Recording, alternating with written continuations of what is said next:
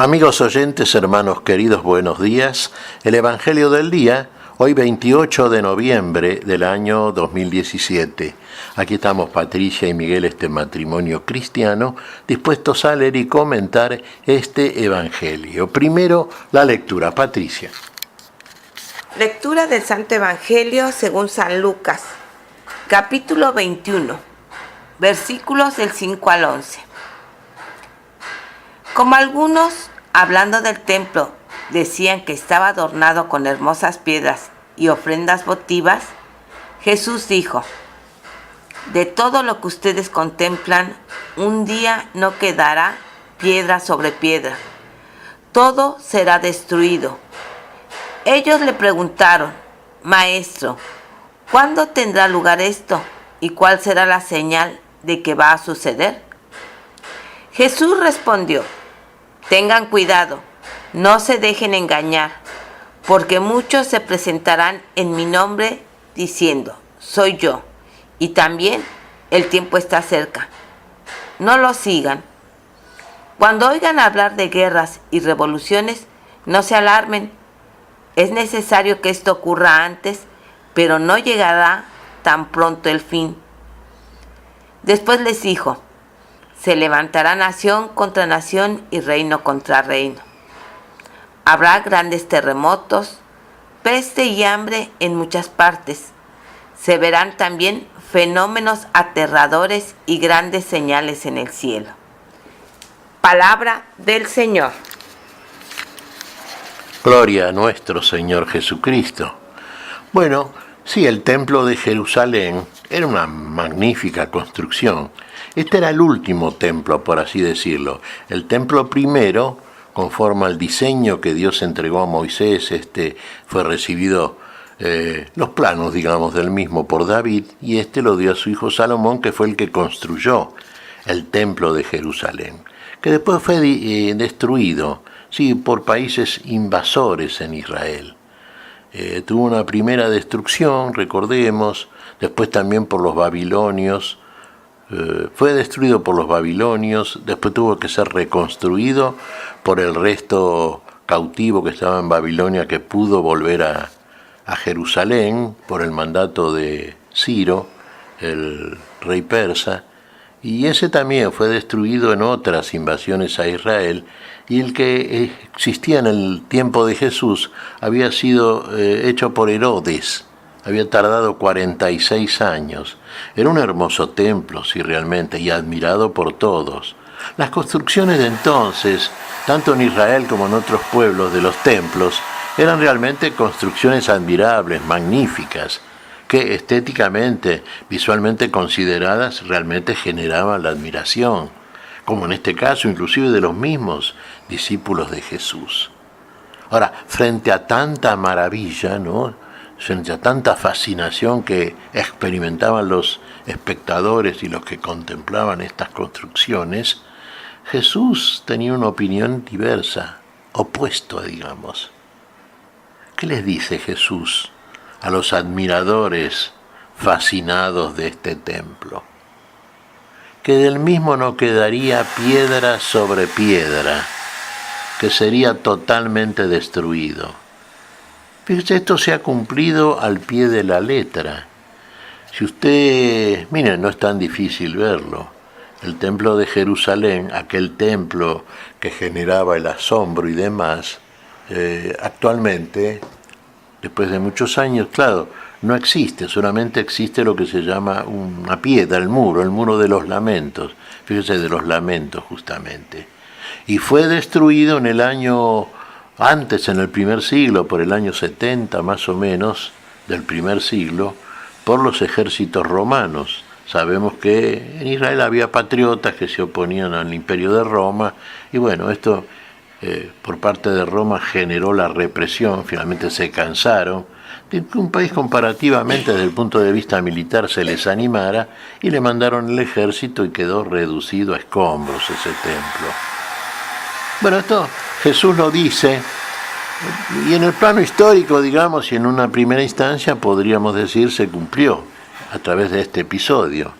Pero después, claro, frente a la pregunta de los discípulos, ¿cuándo será esto? ¿Cuál será la señal?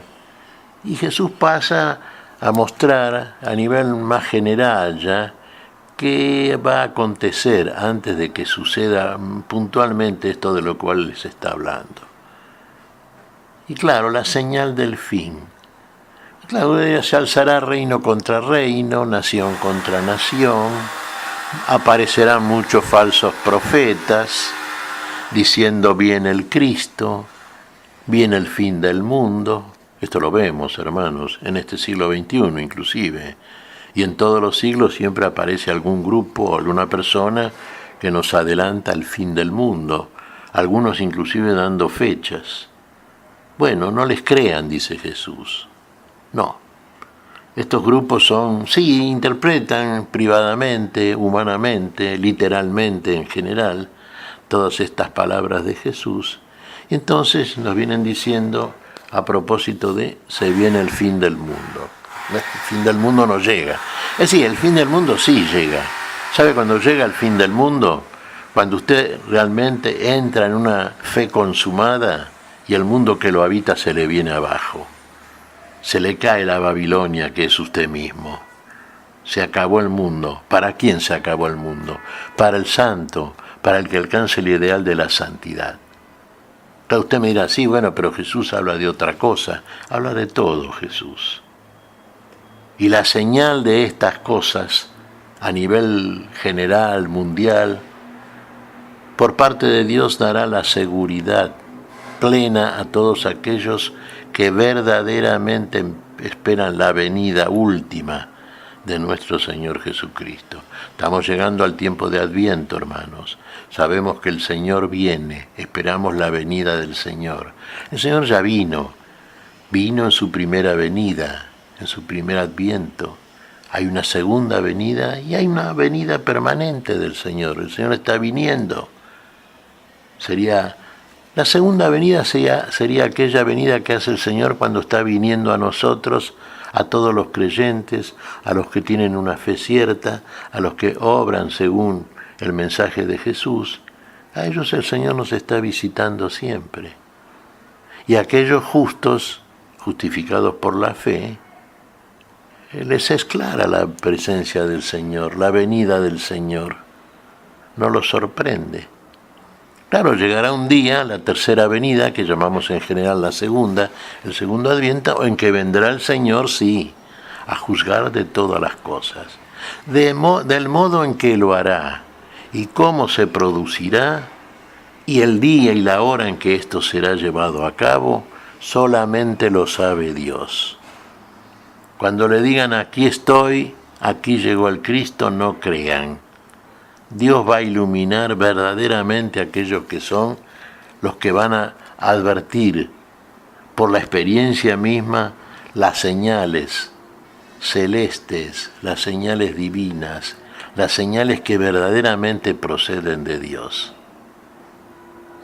Reino contra reino, nación contra nación. ¿Cuándo no ocurrió esto?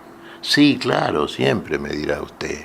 En este mismo tiempo histórico que estamos viviendo, vemos que hay conflictos por todos lados. Cuánta violencia vemos, cuánta muerte vemos. ¿Pero alguna vez dejamos de verlo contemplando el mundo? Nunca, porque el mundo es así. Porque el hombre que no tiene fe, que no se rige por los principios de la fe, que no tiene la esperanza grande que tiene el cristiano de una vida diferente y eterna, bueno, ese hombre acude a sus recursos espontáneos, que son recursos mezquinos, enfermos, que terminan siempre en la violencia y en la muerte. Así actúa el mundo. Ahora, ¿tenemos que mejorar al mundo nosotros, los cristianos? Tenemos que ser testimonios, sí, a través de palabra y conducta, de que existe una posibilidad infinitamente mejor y mayor. Y es lo que tenemos que hacer, despreocupándonos del fin del mundo y de la segunda venida del Señor. Dejemos que el Señor lo haga, que lo haga el que lo puede hacer, el que lo va a hacer. Pero no perdamos tanto tiempo haciendo cronologías bíblicas, haciendo cuentas proféticas, diciendo ahora se cumple, ahora viene, y mientras tanto dejando de amar y amenazando a medio mundo y advirtiendo cosas que para nada en nosotros fueron reveladas por el Señor. Simplemente son frutos de una mente humana que racionalmente maquina y cree haber llegado a la verdad o entender lo que dice la Escritura Sagrada. Son más bien humanas conjeturas, hermanos, no revelaciones divinas. ¿Por qué no dejamos que Dios haga lo que solamente Él puede y va a hacer, y nosotros hagamos lo que tenemos que hacer, que es amar y dar testimonio del amor de Dios en nosotros, en nuestra relación con el prójimo? Ahí está el Señor, ¿se da cuenta? Ahí ha venido el Señor. Bueno, ya vendrá a juzgar. Quédese tranquilo, pero mientras tanto, sea digno de estar presente delante del Señor en el día del final juicio. ¿Qué te parece, Patricia? Mira, Miguel, estaba reflexionando en esto que nos dice el Señor y recordaba lo que nos dice en otros evangelios. Y como bien decías, no perdamos el tiempo en esperar esos desastres. Mejor, como nos dice el Señor, seamos piedras vivas para que con su palabra en nuestros labios y que se hacen obra en nuestro corazón, podamos construir ese templo a Dios. Un templo donde puedan estar cada uno de nuestros hermanos que creen, que van a creer, que están creyendo. Seamos templo. Exactamente, Patricia, sí, seamos templo, Somos el templo de Dios, somos templo del Espíritu Santo, y bueno, mostrémoslo eso. Vamos a ver que la obra de Dios nunca fracasa. La del hombre sí, es de suyo fracaso cuando es mero proyecto humano. Mientras tanto, hermanos, el amor es la garantía de la vida y su plenitud. Amemos como nos mandó el Señor. ¿Qué te parece si agradecemos al Señor? Muy bien, Miguel. Te damos gracias, Padre Celestial, en el nombre santo de nuestro Señor Jesucristo. Te damos gracias, Padre, te pedimos perdón por nuestras faltas. Señor, pedimos tu bendición, tu espíritu de amor, tu espíritu de fe. Seamos, Señor, dignos de llevar el testimonio a través de nuestro obrar en este mundo, de nuestro obrar en el amor, de que somos verdaderamente testigos y apóstoles tuyos. Lo pedimos en tu nombre, Señor, por Jesucristo, Señor nuestro. Amén y amén. Amén.